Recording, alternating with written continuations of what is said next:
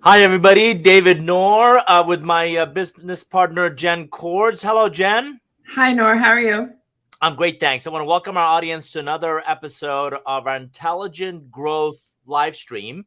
Each week on Tuesdays at noon Eastern, we gather on, LinkedIn and Facebook and YouTube and Twitter and really share ideas and perspectives and our research on this customer lifecycle journey that you may have seen in a previous episode and our approach to helping global clients really transform their business from a highly transactional one today to one of a recurring revenue or one of a subscription model, if you will. It is not just for consumers. We're increasingly seeing a lot of businesses think about a more holistic approach to how they engage and influence and create awareness, not just for their solution, but really the impact on their customers' business with their solution.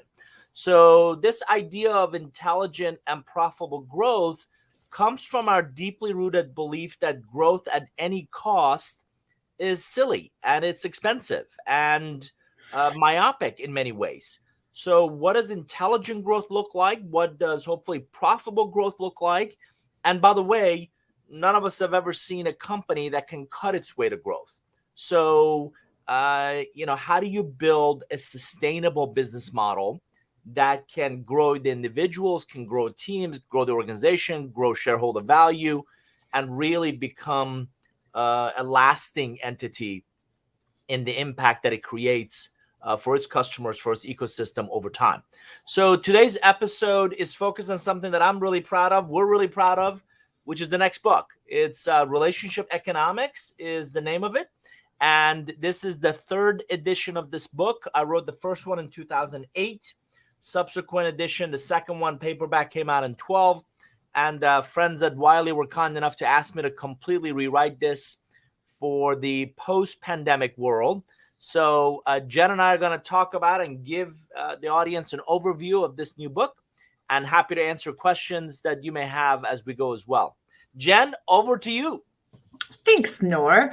So, as you mentioned, this is the third edition. Can you talk about the differences that you wanted to highlight in this book and why you feel that strategic relationships have changed so much since your first edition? Sure. So I've always said I learn as much about my books after they come out, because if you think about the book writing process, for most of us, we do extensive research. We do, I do executive interviews. And at some point, you've read enough, you've consulted enough, you've talked enough about a topic that you feel like you have something to say. So 2008 was very early in this journey. As you know, this is year 21 of our business. And I wrote based on my previous experiences, based on interactions I've had with executives and companies and kind of my career up to that point. And what the fascinating thing about business relationships, and I know you've worked with enough digital teams and revenue teams to see this, they absolutely evolve. Our understanding of them, our intentionality with them, our investment in them, our return on those relationship investments over time. So I've genuinely committed to being a student of business relationships.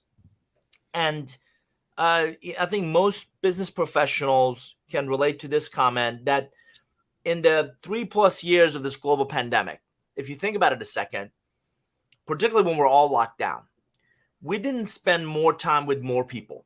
We didn't, not a lot of people were very successful in reaching out to net new people they had never met or didn't know anything about and really nurture real, meaningful, they did a lot of transactions potentially, but no real or meaningful relationships. What we did was we spent more time with fewer people. And those were individuals we liked, we knew, we trusted, we respected. So I've become a really strong proponent of you don't need more.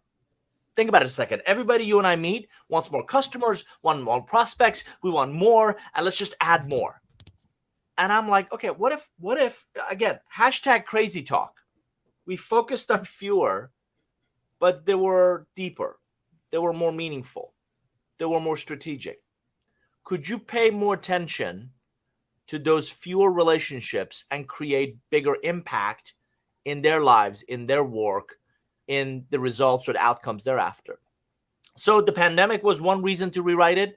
I think the evolution of business relationships, and if you think of role of AI and ML, more importantly, there's been fabulous other research and studies, Wall Street Journal, McKinsey, that have come out and said the value of relationships inside organizations as well as external to them become often an organization's only sustainable differentiation. So all those led to this idea of let's go back to the drawing board. And that's exactly what I've done.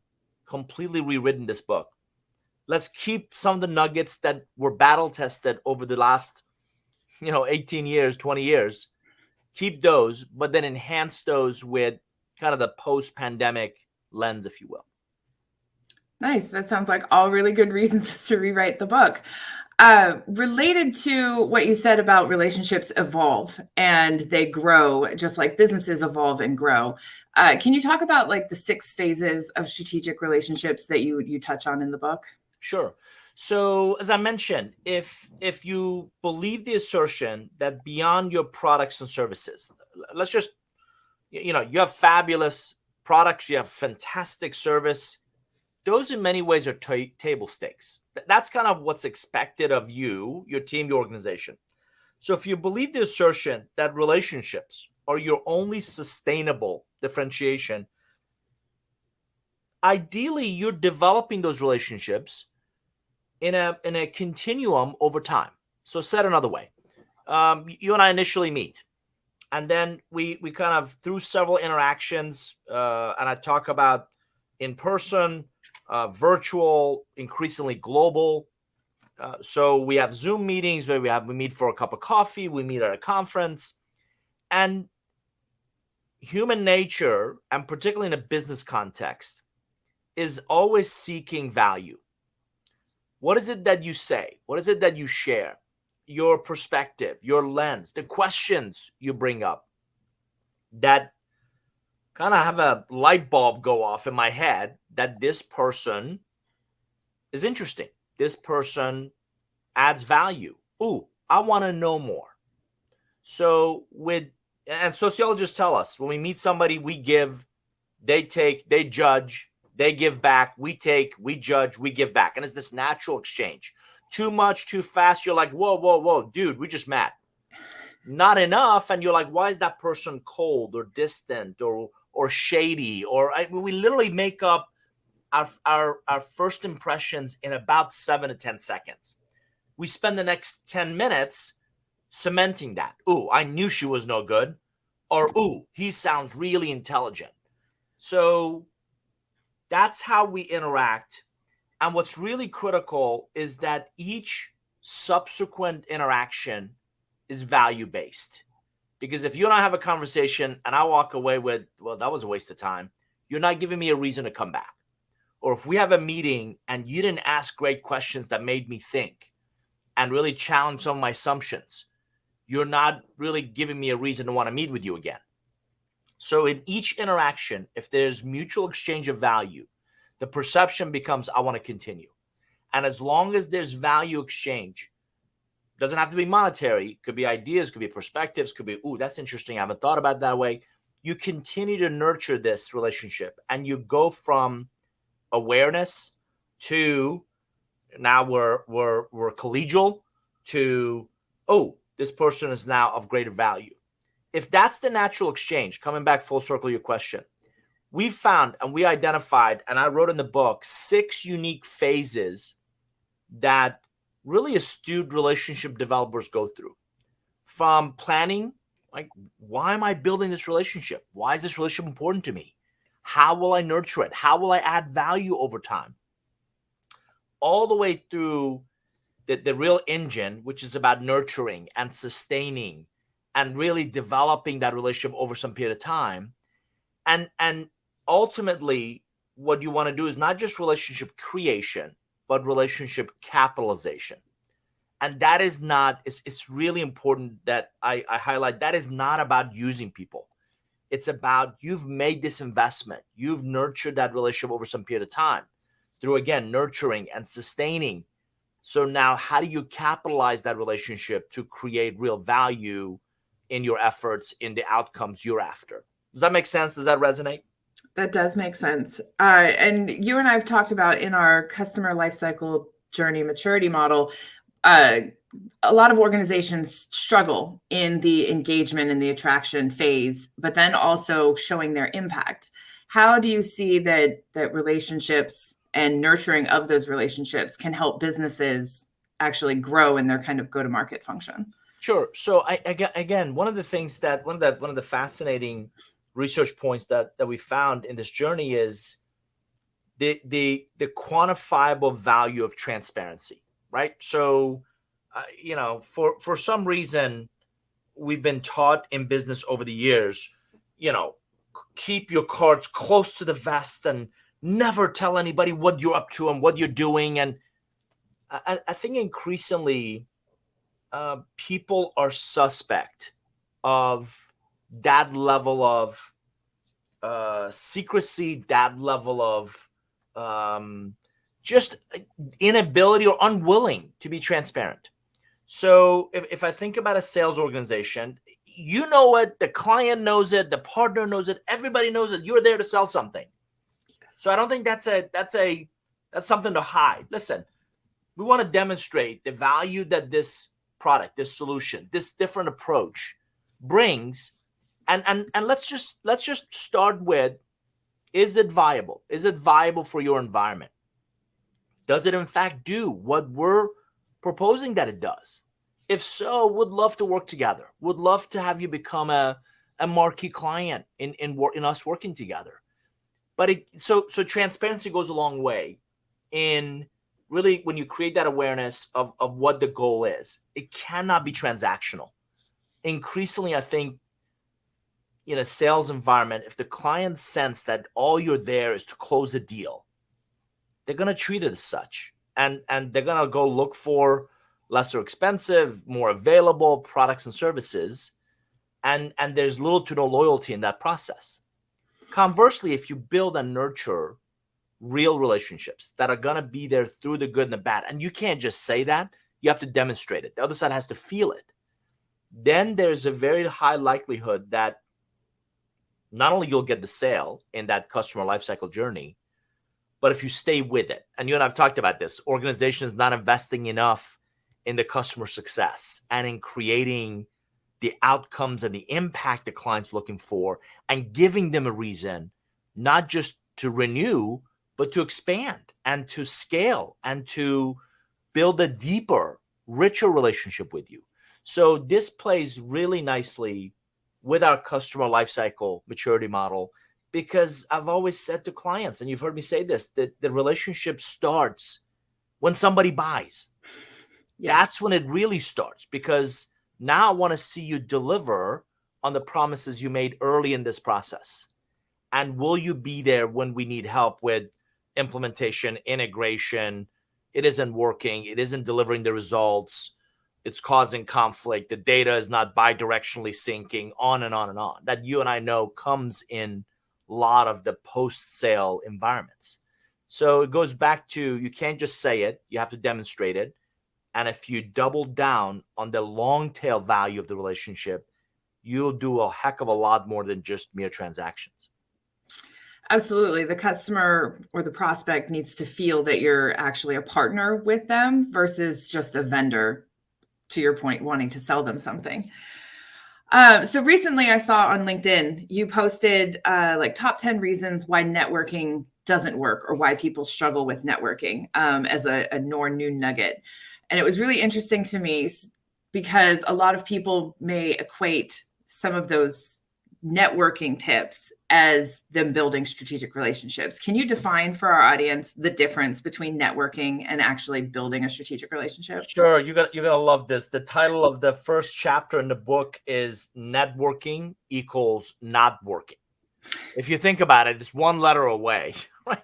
And unfortunately, again, in business, I think ever since we all left, or we were even in university and in business schools and in our first jobs, we were taught that you got to network for particularly, very specific roles. If you think about sales or marketing or business development, investor relations, consulting, any of those, even, increasing the more technical roles. If you think of an attorney or engineering or accounting. Well, and so many people hate networking. Like, they hate the word, they hate having to go to those mixers because they think that there's a set of rules or they need to do something specific. And it feels sleazy. It feels like snake oil. It's like, ooh, I don't want to go up and talk to somebody and said, how you doing? And, get a card and give a card. And it's cheesy as hell. And most people don't really want to do that.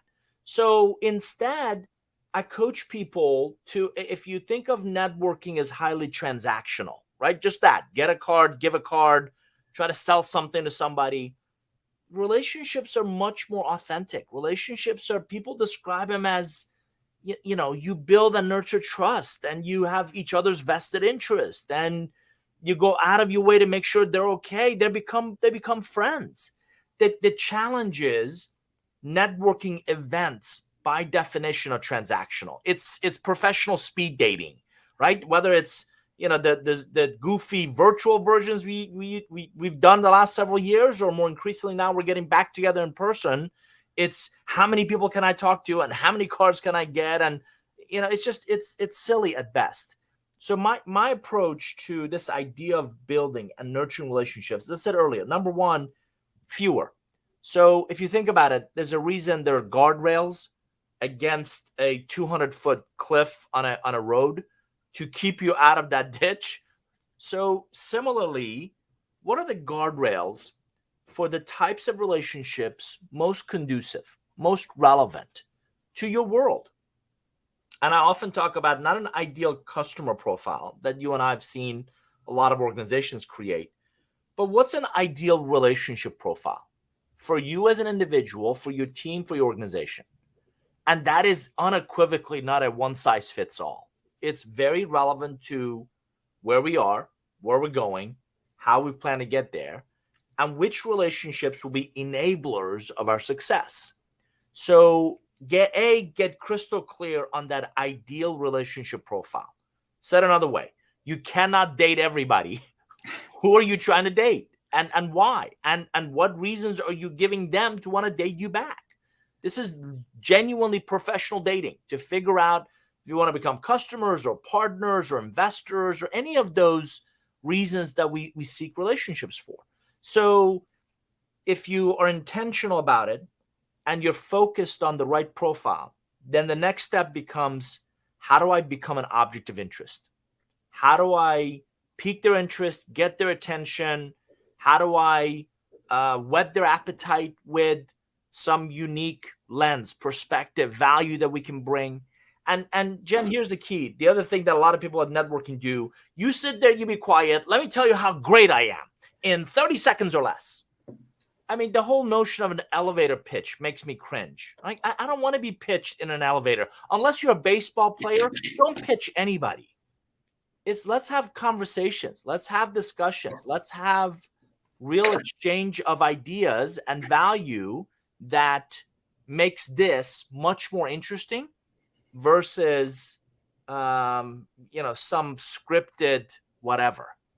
And so all the mindset, the roadmap, in many ways, the tool sets are very different when you're intentionally trying to build strategic relationships versus when you're trying to network. That makes perfect sense. And that's one of the approaches that I actually use when going to those events. Like, who's actually going to be there that I want to know genuinely more about what they do? And if there's no one there that I can identify before going, then just find someone interesting in the room and have a conversation and just find out more about them. Ask really good questions. We've talked about it before. If you want better answers, ask better questions. And so just go with some really interesting questions, and don't keep it to the how's the weather, what's your job, those sort of things. Like, on that note, I got to tell you, there's been several incidents where in follow-up conversations, follow-up interactions, particularly the executives that I've met, remember you by the questions you asked not necessarily the solutions or the great comments or the elevator pitch that you had. So I've literally have met subsequent with an executive and they remember, oh, you asked about that topic or that perspective. That was really interesting. And it really sparks and it's much more memorable than somebody who just kind of tosses a comment or an idea over the wall. Absolutely. And so this book is actually one of three. You call them your Star Wars trilogy.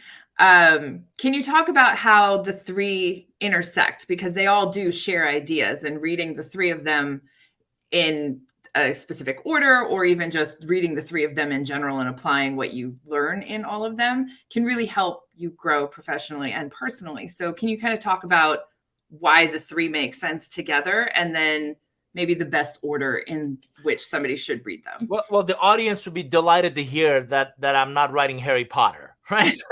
Never going to get wealthy writing books. The books are really an outlet to capture, share, and hopefully discuss ideas and perspectives.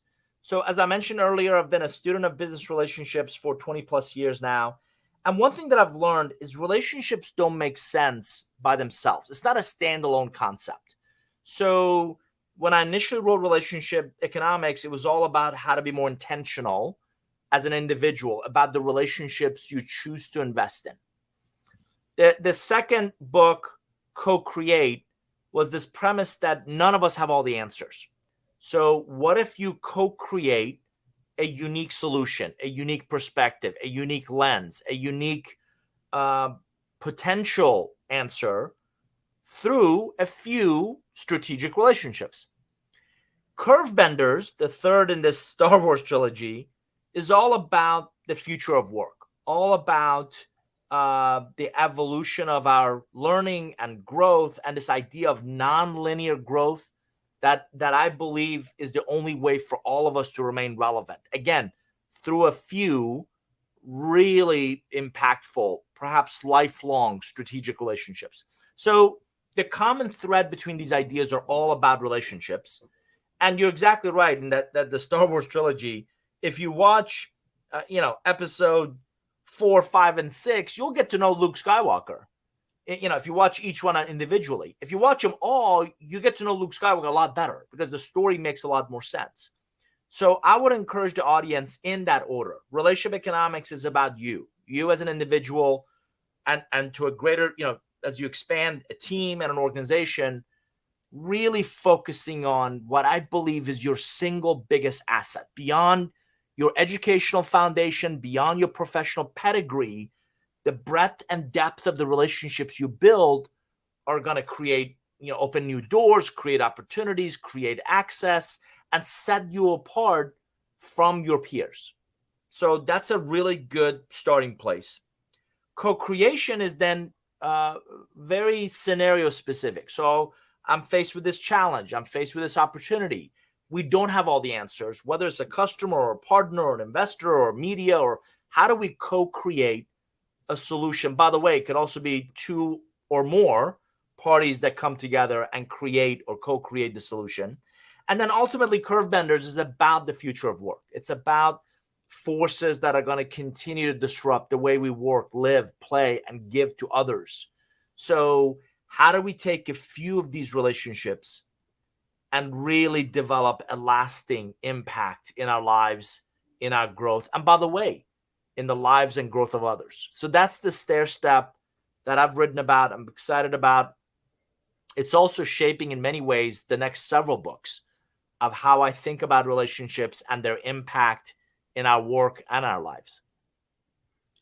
Nice. That seems like a really great roadmap for everyone. And you and I, in all of our episodes, we like to leave people with tactical tips or tricks on what they can do as next steps and something that they can apply what we've just talked about. So in what you've talked about today, you talk about being intentional and planning your relationships and things like that. So can you talk about just a quick framework, if you will, on how people can approach addressing how they manage their relationships today and then how they can improve on them in the future. Absolutely. Again, I talk a lot about beyond the 6 phases of strategic relationships that you mentioned. I talk about this idea of a relationship currency roadmap. And, Covey says the same thing, start with the end in mind. So the end result is a set of kind of relationship-centric goals or outcomes. What are you trying to get done? Then I talk a lot about, and this is, right now, beginning of the year is always, or, beginning of an initiative is always a good time to do this. Paint for me what success looks like. Paint for me the desired outcomes you're after. What does that success look like 6 months, 12 months, 18 months from now? And again, I'm a huge believer that specificity conveys credibility. So if you give me the desired outcomes you're after, the next question I'm going to ask you is, who do you need? And Jim Collins in Good to Great wrote about, we don't ask enough who questions. When we're faced with a challenge or an opportunity, we often talk about what we should do or how we should do it. We don't ask enough who questions. So the who I call pivotal context. So make a list of, again, ideally of individuals. I need, Steve Hardy, who's a chief marketing officer at this company, to achieve this goal. Ideally, it's that level of specificity. If it's not an individual, then profile them. I need chief marketing officers of, at least 100 million in revenue, SaaS, software companies. So come up again, specificity. You can't just tell me I need somebody in marketing. So get very granular of the pivotal context you need to achieve that outcome. Next is, who do you know? You know a lot more people than you think you do. The challenge is, Jen, most of us are really bad at keeping up with them. So I call that your relationship bank. So literally make a list of, who are the most relevant people in my network and people that I know today that would know that CMO or could help me get access to a CMO. And the whole process is predicated on the first step, which is what I call your relationship currency deposits. What can I invest in? An existing relationship that I already have, somebody who I know, knows me, likes me, trusts me, will literally reply to my emails or calls within 24 hours. That's another litmus test for you of the quality of that relationship that I can add value to. It's a lot easier if you give a hand versus if you have your hand out. What can I do to invest in an existing relationship? And what we've measured over the years is this idea of reciprocity. We found out that if you invest in a professional relationship, something like 8 out of 10 times, the other 2 I'll come back to in a second, but 8 out of 10 times the response is, that's very kind of you. What can I do to help you? How can I be an asset to you? That's not the time to fumble with blah, blah, blah, blah, blah. Glad you asked. I would love to meet, a CMO of at least $100 million software company or SaaS company. And by the way, I was on LinkedIn and I saw that you're connected to these 4. Would you be kind enough to introduce me to those 4 individuals? That approach, that process is more intentional. It's more disciplined. It's more focused. Some naysayers would say, well, that's very calculating. Tell me, what investments do you make in your life blindly? Tell me what investments you make and you treat them like the George Foreman grill, set it and forget it. Any investment of time, effort, resources we make in anything, we want to ensure a return on that investment. And one of my suppositions is you have to start believing that relationships are an investment of time, effort, resources. So on any given day, you can invest in a lot of people. Which ones?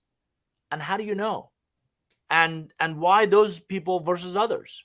So the relationship currency roadmap in the book, I think, and again, you live this world. There's a lot of technology that will accelerate the success of this. But that process is what's going to create the greatest outcome. And if you're looking for a practical tip, that's the one I would focus on. Nice. I think it makes complete sense. And yeah, achieving any goal needs a plan. Doesn't matter if it's business, weight loss, money, whatever. You need a goal and you need a plan to get there. And asking those who questions really will help So accelerate that. on that note, let me ask you a question. You Sure. spend a lot of time around processes and really the technology for our clients around this idea of kind of integrating tightly marketing, sales, customer success. What are some of the great processes or tech stacks you use, you've seen, you've been around that help clients identify the right relationships, nurture the right relationships, ultimately, deliver value and sustain that over time? Great question. Um, Probably one of my favorites I've seen since its infancy is outreach.io. It's a communication tool that really has grown and expanded beyond just allowing sales reps to have a sequence or a cadence of communications. It actually has the ability now to pause communications when somebody gets an out of office. It has the ability to listen in those emails to keywords and prompt you with appropriate responses, or maybe suggest content that you could then send to this person based on their response. It also ties into your analytics of your website. So if they're consuming content that you've sent them and then they click on something else, that tool actually listens to all of that. So that's one really awesome tool. Another one is Path Factory. It again it's a content consumption tool. And basically it allows companies to put all their content out into the world without gating all of it. Nobody likes filling out a ton of forms because everybody knows that that's just lead gen and they're going to get a million phone calls once they fill out that form. And so by allowing anybody to consume your content and still be able to track that engagement gives the people the value that they're looking for without the fear, if you will, of being bombarded with a whole bunch of sales calls. So lessening the friction in there. But really all the technologies and tools that any company has within their tech stack, it comes back to the people and the process and what they're trying to do. So to your point, get really specific about your end goal. What is it you're wanting people who come to your website to do? And how are you going to get them there? Or they've engaged with one piece of content. Okay, well, what's next? Give them a journey, give them a path in which you're going to lead them down. Yeah, they may weave off of it and go in tangents and things like that, but really it's getting them to that end goal in a way that makes sense for who that person is and meeting them where they are, because they're not going to necessarily follow your breadcrumbs, but getting them to your end goal with value is really what every business relationship starts with.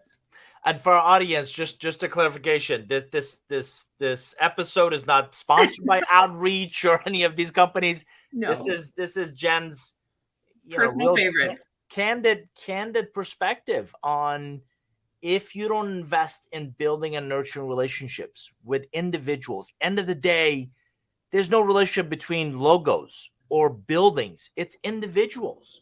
So if you don't invest the time and effort and resources to get to know them and what they're interested in. So I'm fascinated, but Jenn, by the user journey that you guys create for our clients, you and your team, or again, that whole idea of what content, which profile of a buyer is consuming at which stage of their buying process. End of the day, that's exactly what relationships are.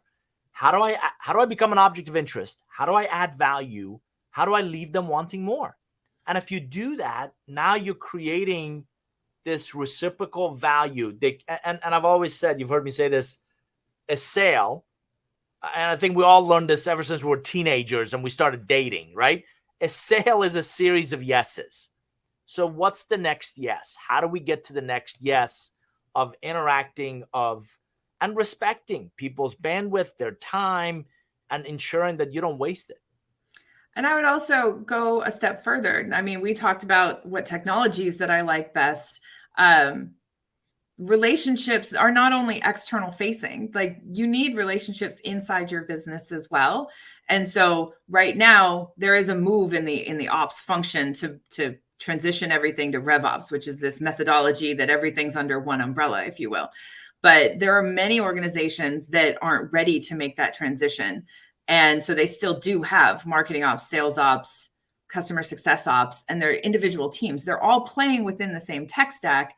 And so each one of those teams needs to have a counterpart on the other team or have a very open and transparent relationship with those other teams, because any change that like marketing makes, that sends ripple effects across any technology that sales and customer success may be making, and vice versa. So those relationships, you really need to have that reciprocal relationship within the organization itself. And as you're developing these processes, ask the end user, the sales rep who's inputting the information, or the support rep who's needing to help a client with a problem that they're having. Ask them the questions of what do you need to do your job most successfully, and then try and remove as many barriers as possible to help them get their job done. You bring up a great point. One of the myths and misperceptions of relationships is that it's purely external, right? Customers, vendors, partners, investors, everybody outside this place. And you brought it up, I'm a huge proponent of your intra-company relationships, because if, and you and I have seen this, we go in a company and you hear us and them, or, that New York office, or the people out in LA couldn't be more, right? You fill in the blank. Right. And anytime you and I hear us and them versus we, right? Is it a we challenge? Is it a we opportunity? You realize that this organization is not clicking on all cylinders. They're not rowing with the same velocity and veracity in the same direction.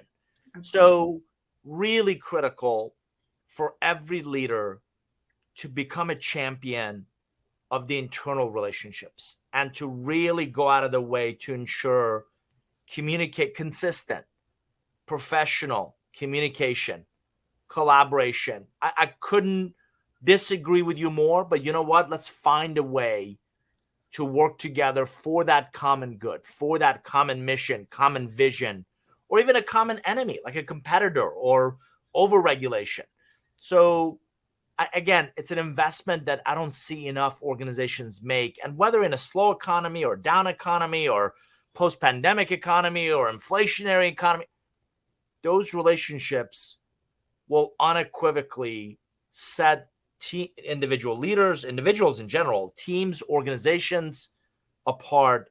More importantly, it really sets you up nicely for when the cycle does come back. Those people really did behave in a very collaborative way. They had each other's back, and it shows. The customers see it. The prospects see it. The investors see it. The market sees it, that, wow, they really are supportive of each other in how they show up, in how they deliver results, in how they set themselves apart from others. Absolutely. So, Nour, any final thoughts on, well, actually, first, before final thoughts, tell us when the book comes out and where people can buy this book. Yeah, very kind of you to ask. Again, for our audience, the book is Relationship Economics, the 3rd edition. Interestingly enough, through friends at Wiley, it does get released on Valentine's Day, on February 14th. For our audience, don't be afraid. I'm not about to leave my full-time job and become a dating expert, but it is intended to highlight not just our personal or romantic relationships, but as I said, our professional ones. So it'll be released on February 14th. Want to invite any of our listeners that are in the Metro Atlanta area. We're having an in-person book launch party at the Atlanta Tech Village the day before. I'm not about to take up romantic time with you and your significant others on that. So that'll be Monday night. On Tuesday the 14th, we're going to do a virtual book launch where I'm interviewing a group of executives from 9 a.m. till 4 p.m. on the hour, every hour, about their perspectives on strategic relationships in their careers, in their roles, in their functions. And you can certainly learn more about that in our community that I'll share in a second. And I would encourage folks, again, this is an investment in yourself, and it's an investment that no one can ever take away from you.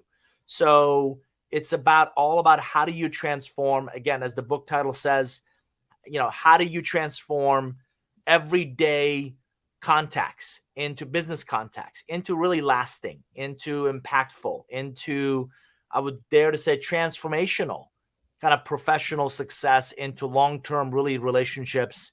And that's the goal, is really elevate yourself, your career, your results with breadth and depth of these relationships. So February 14th is the release date. And the best place to learn more, the best place to see our latest thinking is our community, which is the Nour Forum. If you just go to nourgroup.com/forum, I'm there every day. Jenn, I think you're there every day. Yeah. And we post ideas and tips and techniques and tidbits from the book. And so I hope our audience will come join us and learn more there. Nice. Thanks, Nour. So final thoughts on what you'd like people to take away or apply from today's episode about the book, other than coming and joining us on the 14th? Sure. So I would submit to you that in the post-pandemic world, the breadth, the depth, the quality of relationships you build, and that is in person, like some of us old schoolers are used to, virtual, what we've had to do in these Hollywood square boxes, and as I said earlier, increasingly global relationships will absolutely set you apart. And if you don't hear anything else from me, ideally you hear the investments you choose to make. And it's a choice. Every single day it's a choice. The investments you choose to make will pay not only dividends for years to come, but it will absolutely make your job more fulfilling, will make your life more fulfilling, because you have not just contacts, but real relationships in your life that you interact with on a daily basis. It is not a platter of fruits and vegetables that somebody's going to hand you. You're going to go have to plant your own seeds and grow your own garden. And if you've ever tried to grow anything, you realize that it catches every disease imaginable, and it does need nurturing, and it needs care, and it needs feeding, and don't tell me you have a brown thumb. We all can nurture things if we choose to, if we invest in them. And your relationships are your single biggest asset. That, again, I'm teaching my kids this. I'm mentoring those in the spring of their careers. I'm talking to executives about their relationships. It is the common thread between jobs, industries, careers. So what I hope you'll take away is that if you choose to invest, the return on those relationships becomes invaluable. Thank you, Nour. So for our audience, in behalf of my business partner, David, we'd like to thank you for joining us. We are live every Tuesday on LinkedIn, Facebook, Twitter, YouTube at noon Eastern for intelligent and profitable growth. Please join us in the Nour Forum, nourgroup.com/forum. And we hope you join us again in the future. Thanks, everybody. Bye-bye.